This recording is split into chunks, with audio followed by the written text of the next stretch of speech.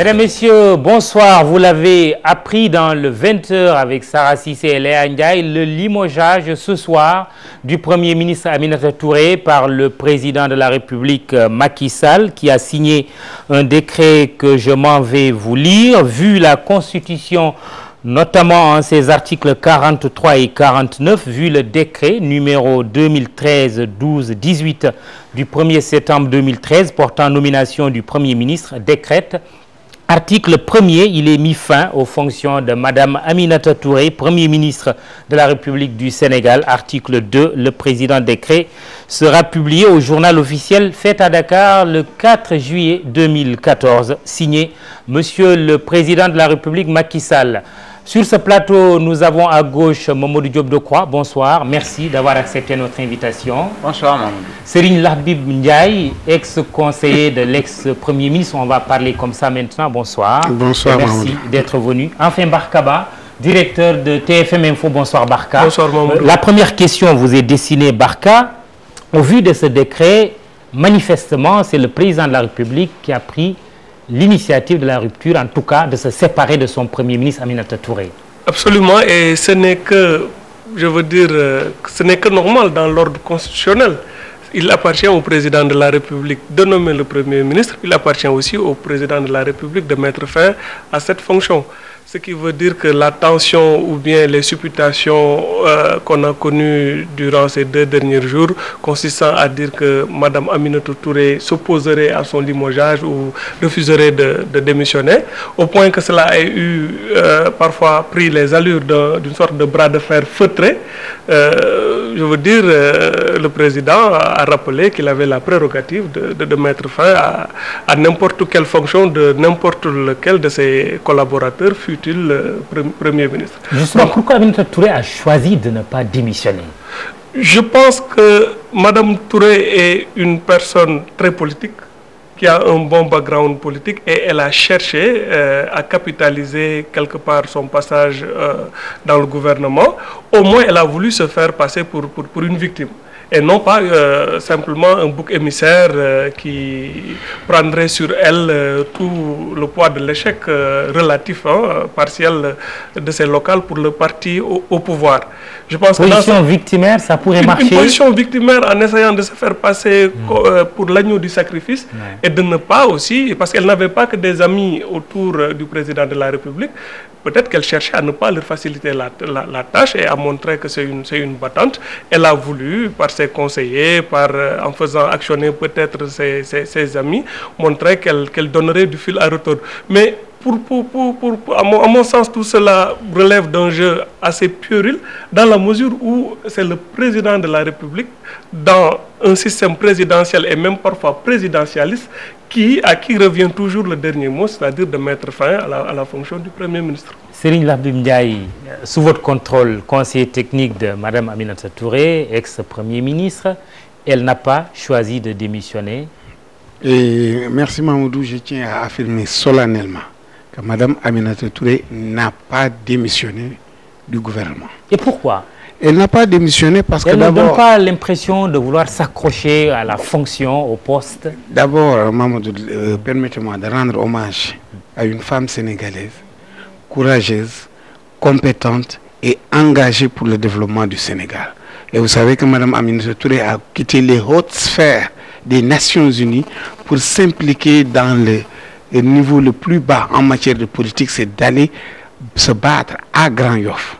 Donc, au lieu de choisir d'aller à Gossas ou à Kaolack pour gagner dans des scrutins de 500 électeurs et gagner avec 200 électeurs.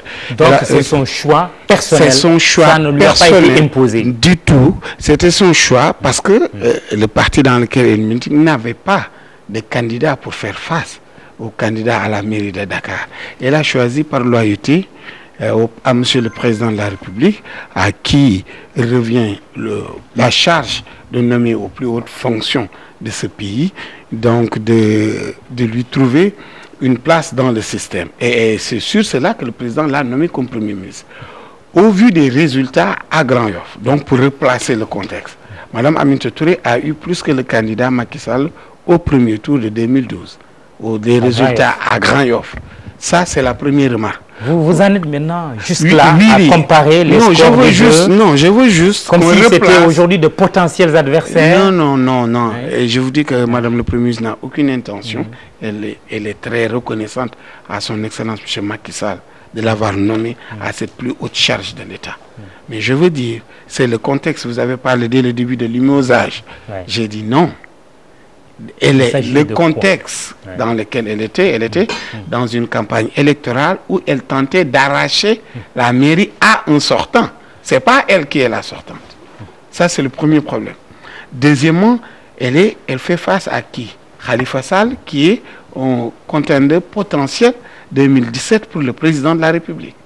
Elle est allée le chercher dans son fief à Grand-Yoff. Troisièmement... Mal lui en a pris. Elle récolte une défaite et du coup un limogeage de sa fonction de Premier ministre. Elle n'a pas... C'est une non-victoire, mais ce n'est pas une défaite. Une défaite, c'est quand elle était en charge. Elle n'est pas en charge. Elle veut arracher la mairie. Ça, c'est un. Et maintenant, vous savez qu'on est en politique. Elle s'est engagée. Elle a quitté les hautes sphères de l'État pour aller dans le bas, chez le peuple, pour pouvoir partager cela. Et elle a choisi Grand-Yoff. Elle n'a pas choisi Gossas. Elle n'a pas choisi Kaolack. Elle n'a pas choisi un partenaire où elle pouvait se faire élire sans faire campagne. Je crois qu'on doit lui rendre hommage pour ça et pour son courage. Maintenant, en termes de... 30 secondes. En termes de c'est le pouvoir, le président de la République qui détient les pouvoirs constitutionnels. Très bien. Ça, on le sait. Mamadou Diop Decroix, vous êtes le secrétaire général d'Andidjef PADS. En tant que politique, comment appréciez-vous la décision qui vient d'être prise par le président de la République de se séparer de son Premier ministre au lendemain des élections locales qui se sont tenues dimanche dernier? Merci beaucoup, Mamadou. Je voudrais d'abord vraiment vous remercier de m'avoir associé à cette discussion qui me paraît extrêmement importante parce qu'on y parle du pays. Moi, je suis venu avec beaucoup de plaisir à ça parce que je pense qu'on doit parler du Sénégal par-delà ces élections locales. Ce que Barka a dit tout à fait au début en insistant sur le pouvoir discrétionnaire du président de la République, ce qui se passe convoque en fait cette constitution ultra-présidentialiste qui fait du président de la République un quasi-monarque. En réalité, n'eût été le renouvellement périodique du mandat, le président chez nous serait un monarque, pur et simple. Et tout le problème est là. Ce n'est pas la question de démission ou limogeage. C'est un faux débat pour moi. Le débat aujourd'hui, c'est comment le président de la République doit fonctionner dans un contexte de ce type, où c'est des élections, ce sont des élections locales qui viennent de se dérouler. Des résultats sont sortis, c'est pas... Alors, pour vous, ces élections, ou les résultats en tout cas obtenus par la coalition au pouvoir, et plus particulièrement le parti présidentiel, ce n'est pas une raison de procéder à des changements de ce type, le départ d'un Premier ministre? Non, je considère que c'est nul, pour dire le terme. C'est vraiment nul. Et le président Sall s'est piégé lui-même. Quand il convoque ses directeurs généraux en disant « celui qui perd les élections, je le vire ». Mais qu'est-ce que cela veut dire? Est-ce qu'il les a mis là pour atteindre des résultats par rapport aux engagements qu'il a pris vis-à-vis du peuple sénégalais en tant que candidat à la présidentielle? Ou bien est-ce qu'il les a mis là pour être élu à des élections locales?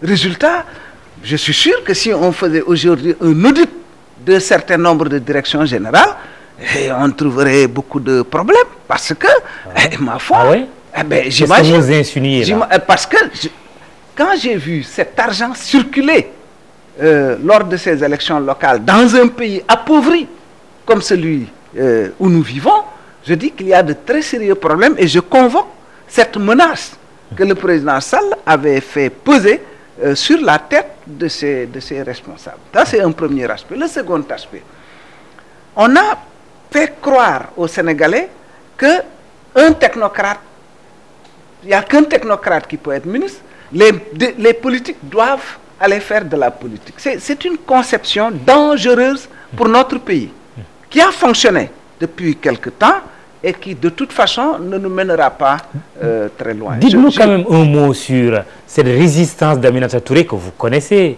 Tout à l'heure, je révèle une indiscrétion. Vous dites camarade un jour, camarade pour toujours. Vous avez milité ensemble à AJ/PADS. Comment expliquez-vous cette résistance d'Aminata Touré, en tout cas son refus de démissionner? Aminata, c'est ma petite sœur, pour ne rien vous cacher, et elle me considère comme un grand frère. Les péripéties de la politique ont fait que, sans qu'on en parle, chacun a décidé de prendre ses distances, formellement, je veux dire. Mais je suis sûr que du point de vue du cœur, on est toujours ensemble. Et ce n'est pas non plus parce qu'elle n'est plus Premier ministre que je le dis. Quand elle était Premier ministre aussi, je l'ai dit. D'accord, dites-nous. Alors, ce que vous savez d'elle. Moi, j'aurais souhaité qu'on gardât le contact. Je lui aurais en ce moment suggéré de ne pas se présenter. Ces élections locales, je pense que ce n'était pas son combat. C'était une erreur. Véritablement. Je pense que ce n'était pas son combat. Elle était Premier ministre, elle avait un certain nombre de défis à relever par rapport évidemment au président de la République qui l'a nommé, mais par rapport à elle-même. Elle avait peut-être des choses à prouver à ce poste-là. Bon, et le fait qu'elle ait refusé de démissionner, comment vous l'appréciez? Écoutez, très franchement, je ne l'ai pas apprécié parce que je considère que ce n'est pas le plus important qu'elle décide d'attendre qu'on la limoge. C'est un choix. Elle aurait pu démissionner, ça aurait été également un choix. Je ne me prononce pas sur ça.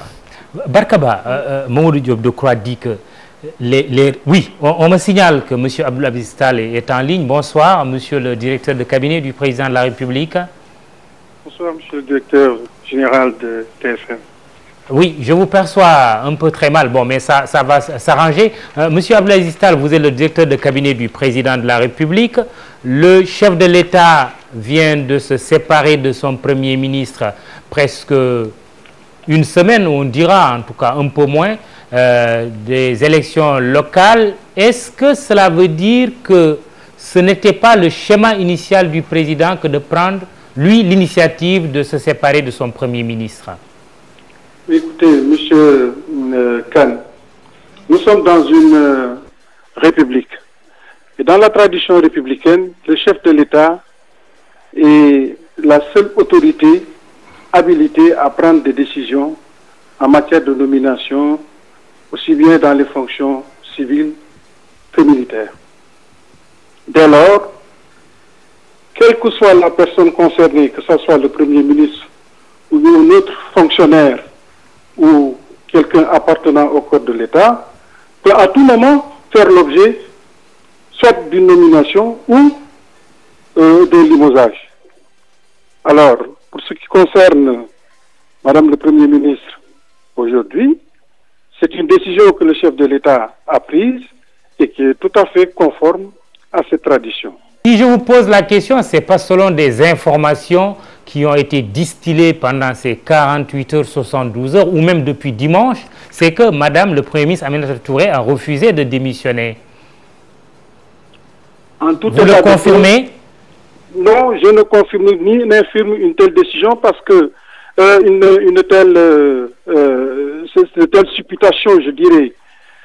Ce qui est sûr, c'est que qu'on soit Premier ministre ou qu'on soit simple agent de l'État, on ne peut pas refuser une décision qui a été prise vous concernant par l'autorité sur la base de prérogatives qui lui sont attribuées. Par conséquent, Madame le Premier ministre ne pouvait pas, disons, accepter ou ne pas accepter de partir sur la base de son désir personnel. Alors, M. Mamadou Diop Decroix vient de dire que les résultats de ces élections locales ne nécessitaient pas un changement de gouvernement jusqu'au départ d'un Premier ministre. Comment réagissez-vous à cette position de M. Mamadou Diop Decroix? Mais en vous disant, mais qui est-ce qui nomme le gouvernement? Qu'est-ce qui apprécie l'opportunité ou non de nommer le gouvernement si ce n'est le président de la République? Par conséquent, ce genre de commentaire n'a pas une valeur ni juridique, ni même administrative. C'est le président de la République qui est seul habilité à prendre des décisions de cette nature-là. il les a prises conformément à la Constitution. Je ne vois pas un autre commentaire qui puisse remettre en cause une telle décision. Monsieur Modiop Decroix dit que ce n'est pas le débat. Modiop Decroix, vous voulez réagir? Oui. Je veux réagir en disant à monsieur le directeur de cabinet que tout ce qu'il dit là, nous le savons, c'est dans la Constitution. C'est dans le savons. Mais pourquoi alors voulez-vous... Ce que je fais simplement, monsieur le directeur de cabinet, le président de la République applique les pouvoirs que la Constitution lui confère, et moi, en tant que citoyen, je commente, n'est-ce pas, cette décision du président de la République. C'est ce que je suis en train de faire, s'il vous plaît. Oui, voilà. Monsieur Tall. Je suis tout à fait d'accord avec vous, mais vous êtes libre de commenter la décision du président de la République, monsieur Diop. Personne ne peut vous dénier un tel droit, mais il reste que ce qui aurait été grave, c'est que le président de la République prenne une décision qui ne soit pas conforme à la Constitution. Mais dès lors que c'est conforme à la Constitution, je ne vois pas en quoi un commentaire puisse remettre en cause la décision qu'il a prise. Monsieur Labib Ndiaye, oui, c'est ce que je veux dire à monsieur le directeur de cabinet. Je crois qu'il le sait comme tout le monde. Il sait que pour être président de la République, il faut passer par un suffrage universel. Oui. Donc c'est la légitimité populaire que confère le pouvoir constitutionnel. Et je ne vous l'en prends pas. Donc quand on commande des choses politiques, c'est parce que c'est la politique qui donne le pouvoir. On est d'abord candidat d'un parti, élu président pour avoir les pouvoirs constitutionnels. Je ne vous apprends rien. Oui, qu'est-ce que vous voulez dire par là? Ce que je veux dire par là, aujourd'hui, on parle d'élections qui ont donné naissance à des changements dans le gouvernement. Oui. Donc ces élections, malgré que le président de la République ait le pouvoir discrétionnaire, mais il l'a fait en se basant sur des objectifs politiques, comme l'a dit M. Diop. Il a dit, voilà mes objectifs politiques. Si vous ne les réalisez pas, vous perdez vos postes administratifs. Voilà la question. Donc, vous ne nous apprenez rien en nous disant que le président de la République détient les pouvoirs constitutionnels, mais il les détient à partir du suffrage universel. Merci. Au-delà des principes, monsieur Tall, est-ce que ces résultats à Grand-Yoff avec la non-victoire, pour ne pas dire la défaite du Premier ministre dans cette localité, c'est cela qui a aujourd'hui nécessité cette décision du président de la République? Vous savez, le président de la République aurait pu prendre cette décision-là sans donner aucune explication à qui que ce soit. Par conséquent, moi je pars du principe que c'est une décision qui lui est conférée par les textes, par ses propres prérogatives. Je n'ai pas d'explication à donner par rapport à pourquoi il l'a fait ou pourquoi il ne l'a pas fait. Ça aurait pu être pour des raisons qui n'ont absolument rien à voir avec la situation politique. Par conséquent, je pense même quelque part, il est à la fois, je pense même quelque part qu'il est anormal de vouloir, disons, porter des jugements sur une décision qui relève de la prérogative exclusive de quelqu'un. Parce que, monsieur Ladib, je ne sais pas qui encore l'a dit tout à l'heure, c'est une prérogative qui lui est conférée par la Constitution. Alors, ce n'est pas...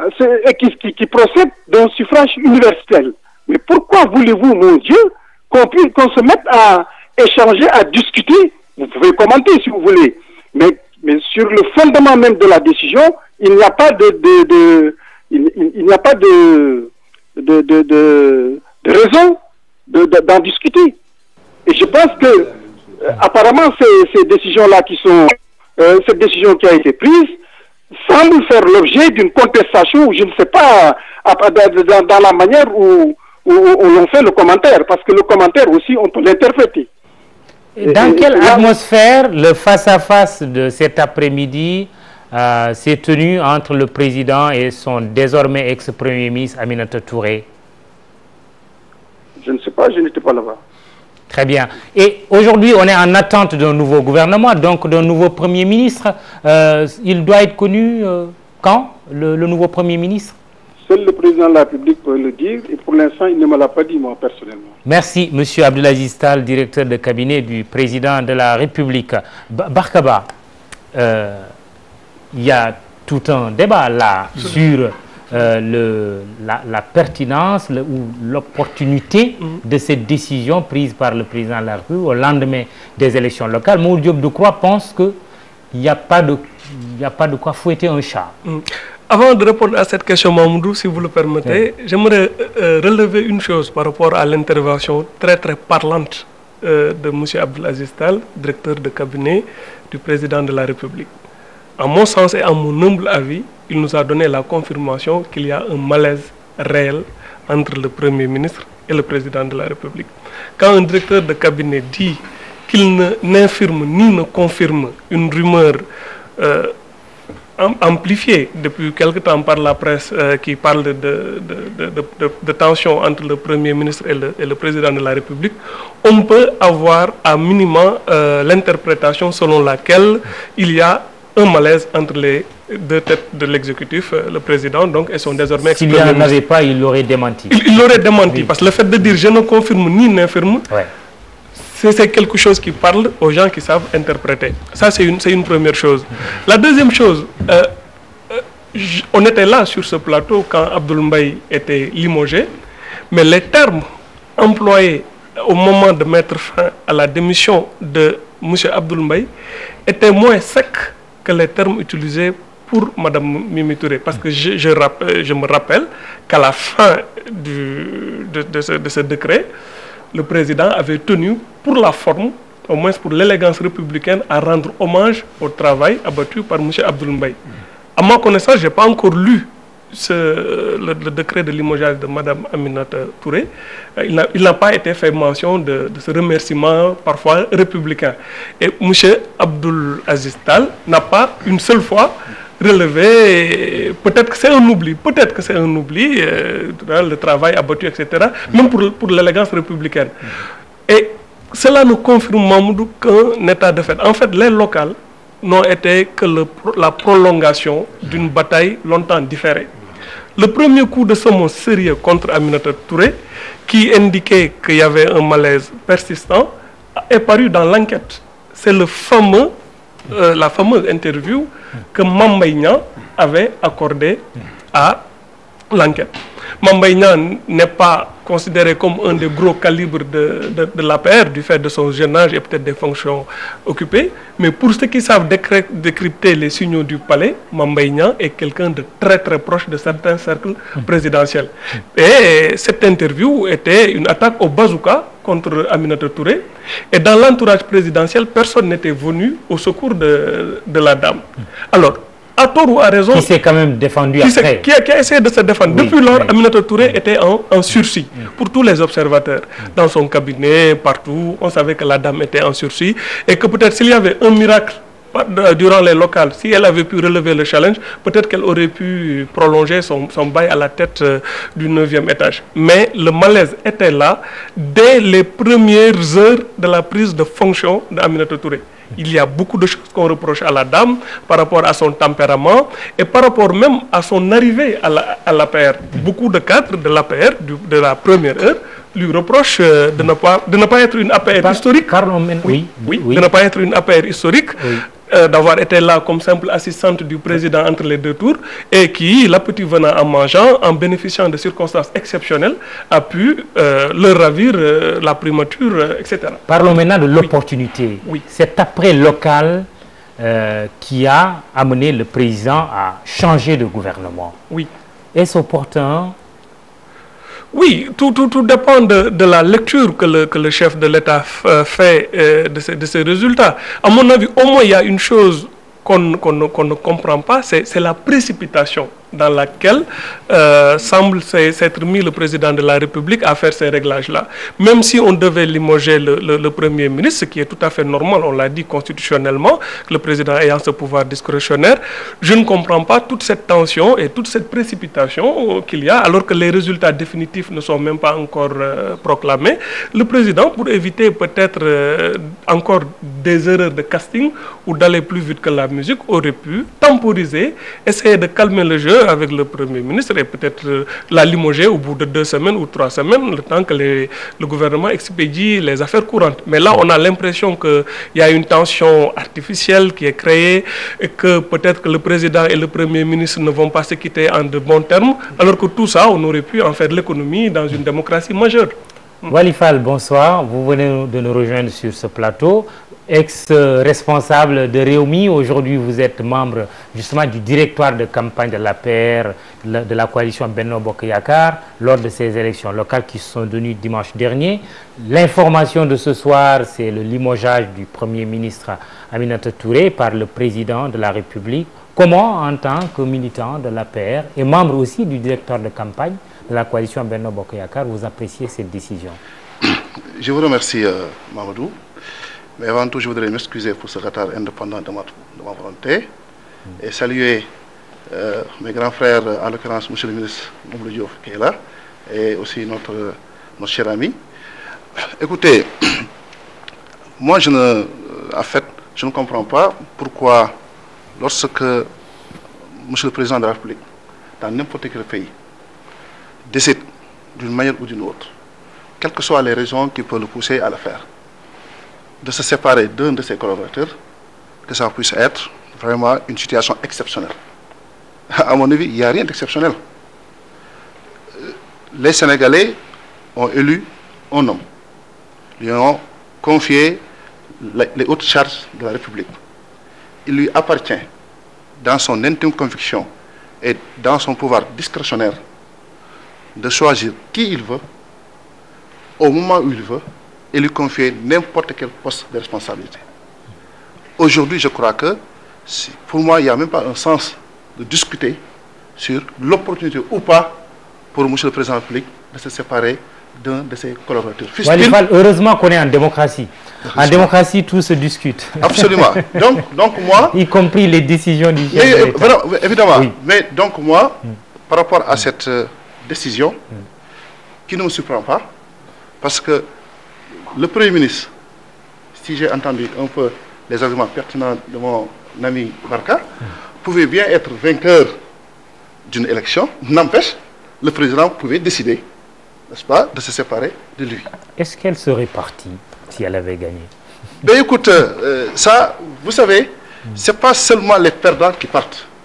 Nous connaissons beaucoup de pays, beaucoup de régimes où une personne a eu à faire un très bon boulot, mais pour des raisons X ou Y, le président peut décider de lui retirer sa confiance et la confier à une autre personne pour que les hommes passent, les institutions demeurent. En tout cas, moi, par rapport à cette décision qui a été prise par M. le Président de la République, je ne suis pas choqué, je ne suis pas surpris. Pour moi, c'est la marche normale des affaires de la République. Alors, Labib Ndiaye, quel est l'état des relations aujourd'hui entre Mme Aminata Touré, ex-premier ministre, et le président de la République? Oui, tout d'abord, Mamadou, je veux dire que voilà le bilan de Mme Aminata Touré, premier ministre du Sénégal. C'est-à-dire? Ça a été fait. En tant que chef du gouvernement, c'est ce qu'elle a dit. Voilà la mission qui lui a été confiée et voilà ce qu'elle a réalisé. Et ça, au nom du président de la République. C'est le président de la République qui lui a confié cette mission. Et lui en est reconnaissante de l'avoir choisi parmi les 12 millions de Sénégalais pour la porter à la tête de cette responsabilité. On n'en discute point. La position de M. le DIRCAP est révélateur un peu de l'état d'esprit d'une certaine frange un peu des personnes qui sont autour du président de la République. Bon, je ne vais pas... Parce que je respecte beaucoup nos cadres, nos fonctionnaires. Voilà quelqu'un qui, quand il vous conseille en tant qu'homme politique, les résultats que vous avez. Les hommes politiques, c'est le suffrage universel. Je le répète, c'est la maxime fondamentale de la science politique. Le pouvoir est donné par les élections. M. Abdelaziz Tall, voilà la maxime de base qu'il faut revoir. Maintenant, les relations étaient excellentes. Il n'y a pas eu de brouille. Les brouilles qui ont été, comme Barka Ismail l'a dit, il y a eu des coups de... Barka Ismail, c'est une autre personne. Oui. Donc, comme Barka l'a dit, il y a eu beaucoup d'attaques sur sa personne et elle n'a pas répondu. Et vous n'avez jamais vu quelqu'un monter au créneau pour la défendre. Elle s'est défendue toute seule. Et pour sa défense, c'est le travail bien fait. C'est l'exécution des missions du service public que le président de la République a confié. C'est la seule femme qui part de 8h à 2h du matin au bureau. C'est elle qui est du lundi au dimanche aux tâches du gouvernement. Entre elle et le président de la République, il n'y a aucun nuage. Mais vous savez, dans nos pays, comme on dit, on n'aime jamais les numéros 1. numéro 1 du gouvernement. Elle fait bien son travail. Et vous avez vu que le président de la République lui-même est sorti à Kédougou pour fustiger l'incompétence des ministres. Et elle a essayé de faire le maximum et le bilan est là. Elle n'a rien. Aucun problème avec M. le Président de la République. On lui a confié une mission. Et d'ailleurs, je veux rappeler à ce M. Tar que si la majorité parlementaire était au nom d'un autre groupe, M. le Président de la République n'aurait aucun moyen d'influer sur le Premier ministre. Donc je veux que vous revoyez un peu vos copies là-dessus. Donc on parle de politique, c'est pourquoi on est là ce soir. Et là, on lui a confié une mission. Le Président de la République a décidé de mettre fin à ses missions. Elle n'a pas démissionné pour la simple raison que les causes ou les facteurs qui devaient entraîner à sa démission, elle ne les a pas. Elle n'a pas perdu une élection parce qu'elle n'était pas sortante. Elle est entrante, comme vous dites, l'expression non-victoire. Elle a eu d'excellents résultats, plus que la coalition dont elle était. Pourquoi elle doit démissionner? Mais elle ne conteste pas aucun pouvoir du président de la République de nommer aux fonctions civiles et militaires. Très bien. Voilà. Mamoudou Diop, de quoi le président Macky Sall, en 2 ans de pouvoir, vient de consommer 2 premiers ministres? Oui, et c'est là le problème, Mamoudou. Barka a parlé tout à l'heure de malaise entre le premier et le président. Moi, je parle de maladie du pays. Et le pays est malade de son présidentialisme, j'ajusterai, néocolonial. C'est très grave. Mais pourquoi c'est seulement aujourd'hui que vous en parlez? Ça, c'est pas nouveau, ça. J'en ai toujours, y compris sur Wad, j'en ai toujours parlé. Walifal. Tout ce que Walifal a dit est vrai. C'est la clé de voûte des institutions. Il nomme qui il veut, il débarque qui il veut, il fait ce qu'il veut. Il fait ce qu'il veut. C'est ça notre maladie. On parle d'erreur de casting. C'est des fautes de casting. Vous avez dit qu'il il va être à son 3e Premier ministre.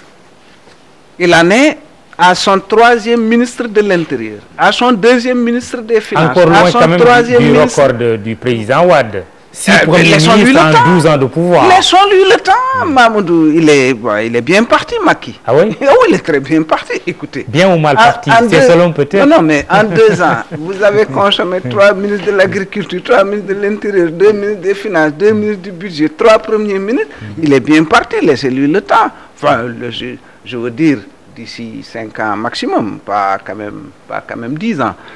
Alors, mais est-ce que c'est je voudrais alors, on me parle de république. De quelle république on parle?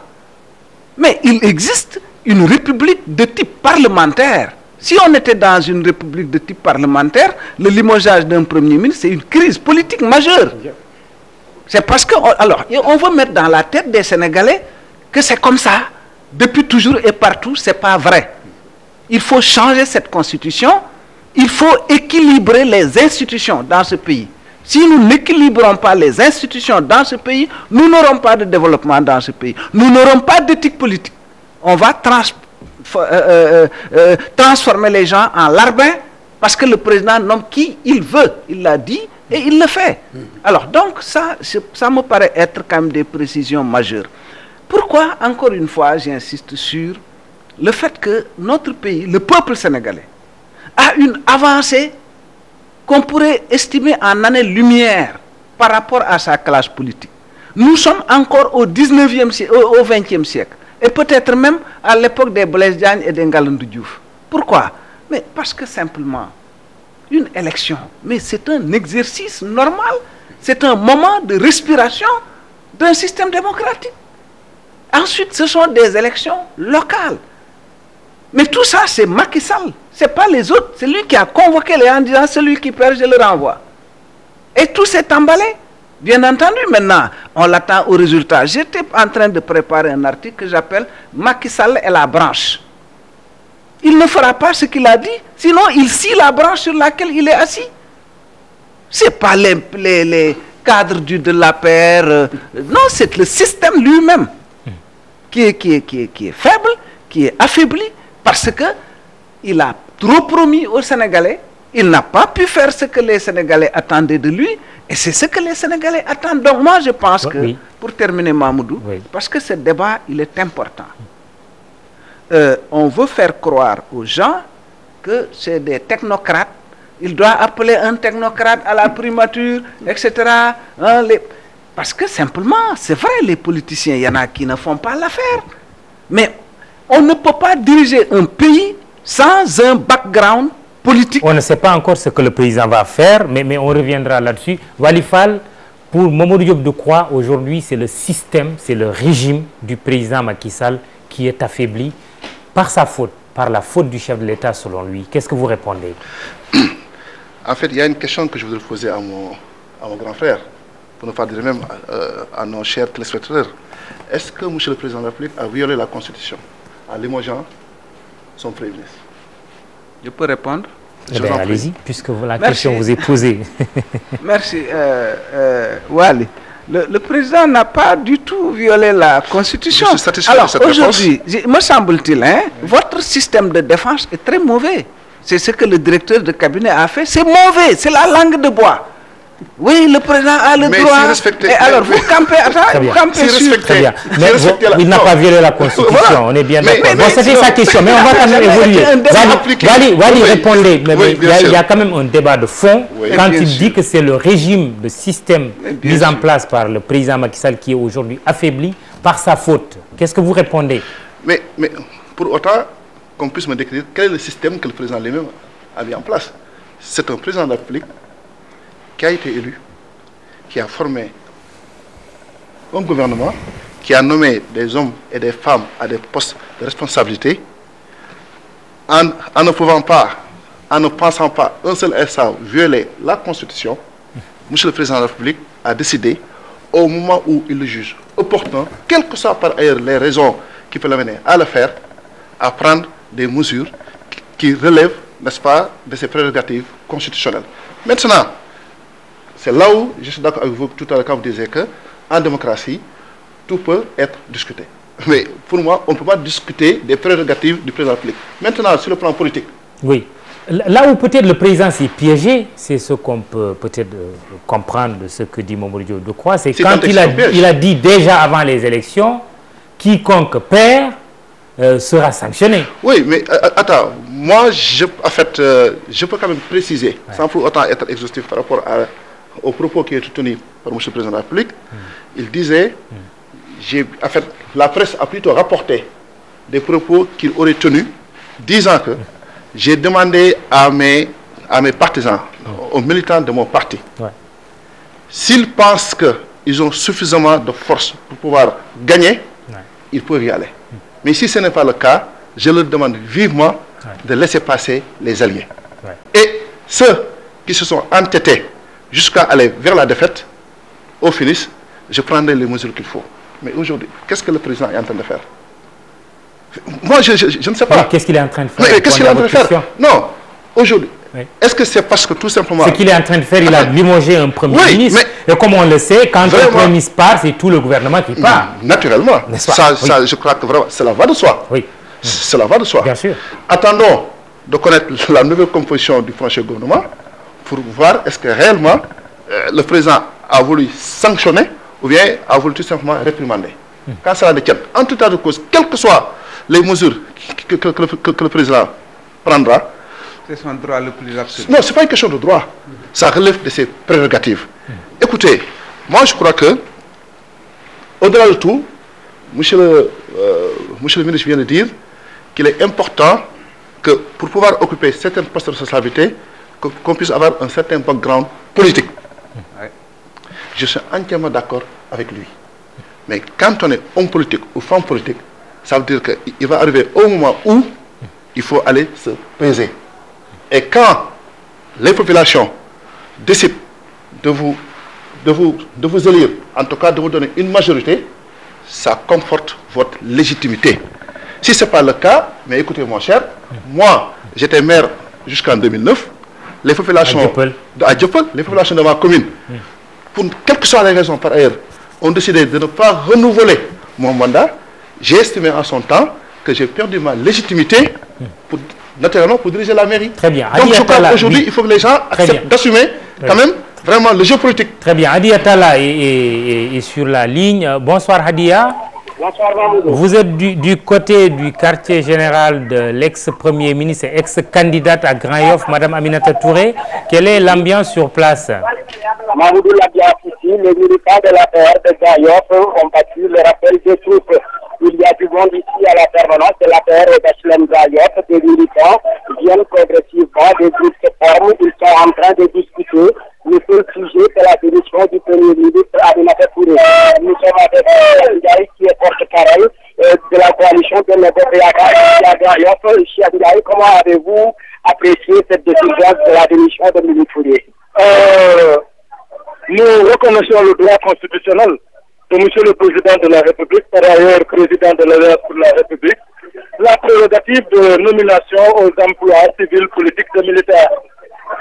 Mais nous considérons, par rapport au cas d'espèce, que la décision qu'il vient de prendre n'est pas la bonne, pour la bonne et simple raison que ça ne correspond pas au résultat des urnes.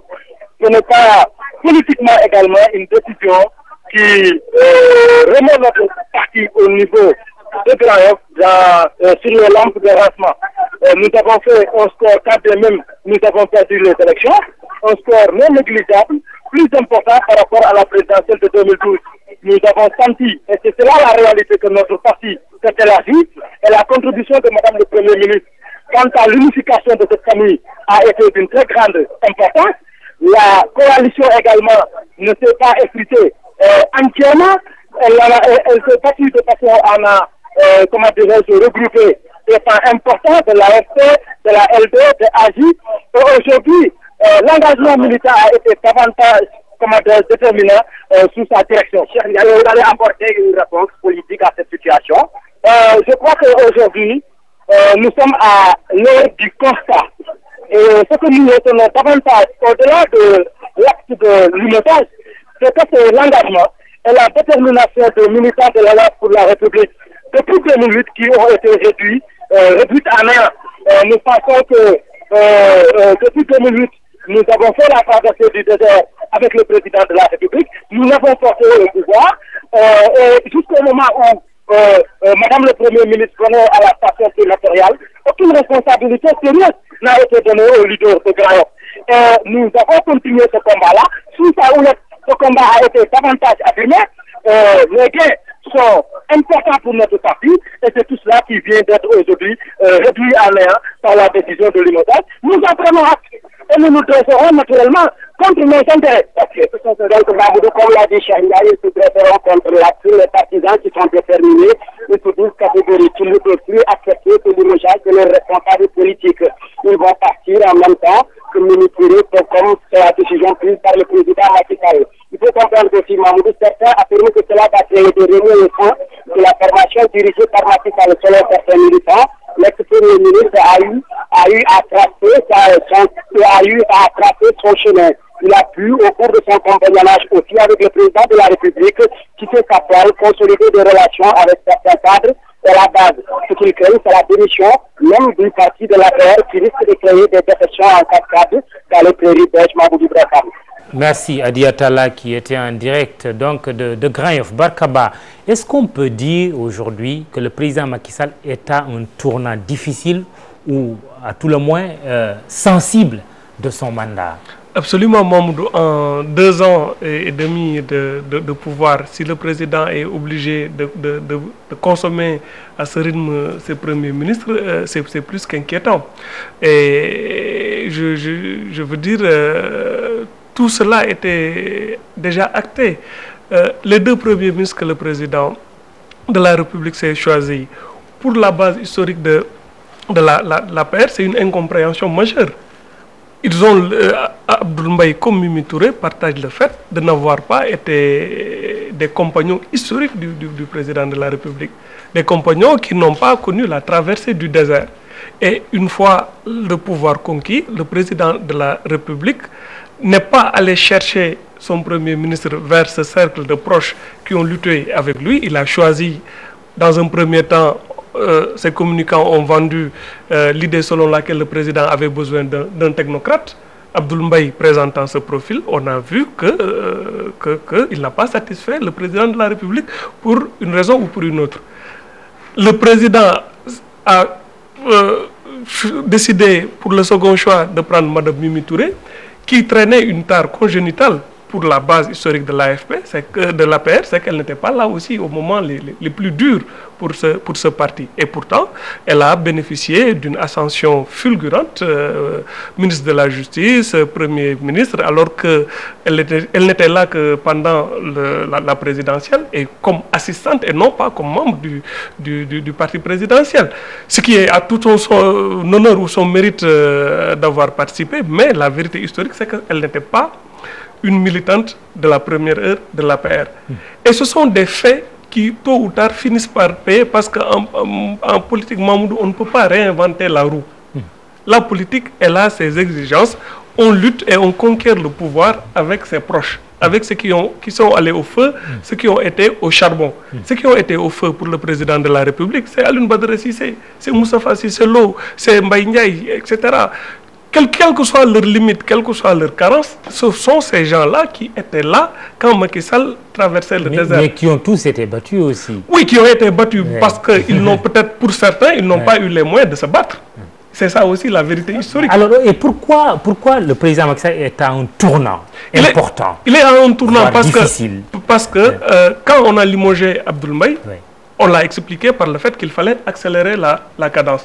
Mais maintenant qu'on limoge Mimi Touré, qu'est-ce qu'il faut? Il faudra bien justifier le départ de Mimi Touré par un nouveau concept ou par un nouveau slogan.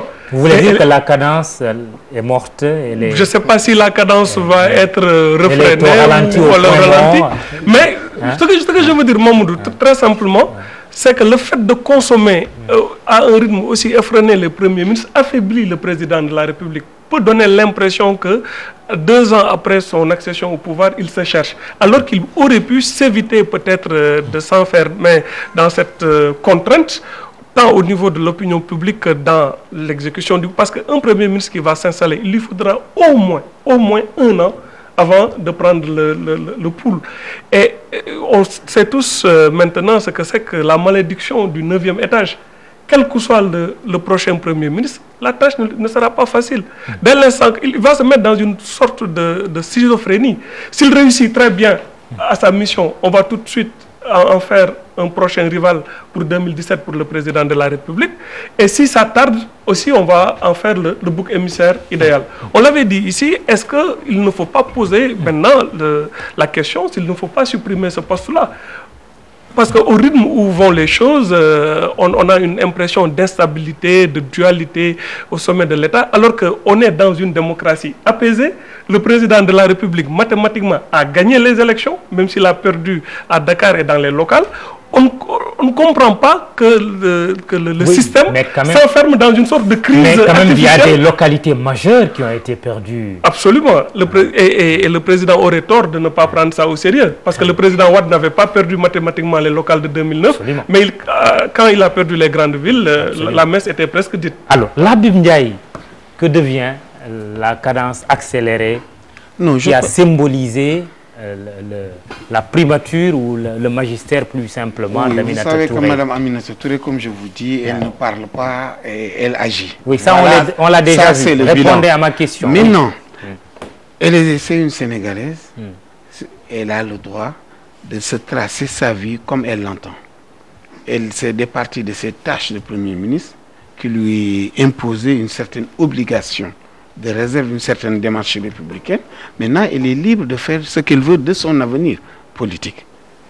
Et en dehors, au-delà de sa personne aujourd'hui, maintenant, son arrivée à la primature a été accompagnée par ce qu'on a appelé l'accélération de la cadence des réalisations du gouvernement. Aujourd'hui, qu'elle est partie, est-ce que vous avez des craintes?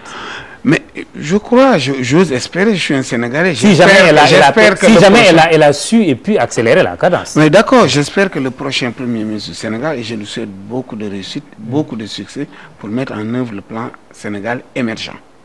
Nous, aujourd'hui, c'est ça le défi. C'est ça le défi. Pour ce qui nous concerne, pour les prérogatives sur lesquelles le Premier ministre était assise, nous avons réalisé le maximum de ce qu'on pouvait faire.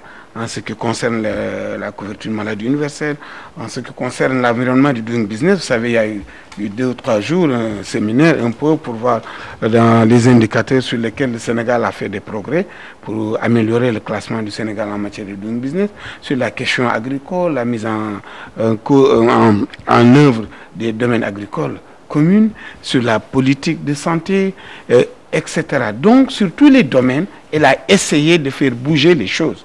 Donc, sur ce plan-là, je crois, et aucun reproche à lui faire. Et si je n'entends personne dire, on conteste le bilan de Mme Aminata Touré. Non, on parle que des élections locales de Grand Yoff. Maintenant, ce que je veux, pour répondre un peu à certaines choses par rapport à Barker et à mon ami Wali, ce qu'il y a à dire, c'est le président qui nomme le Premier ministre. Et comme je vous le dis, on est en politique. Et quand on est en politique, on a son objectif et les hommes pour les réaliser et les moyens de les réaliser. Nous avons, et Mme le Premier ministre a jugé nécessaire que, jouissant de la confiance du président de la République, d'apporter une certaine touche, que vous accélérez la cadence, etc.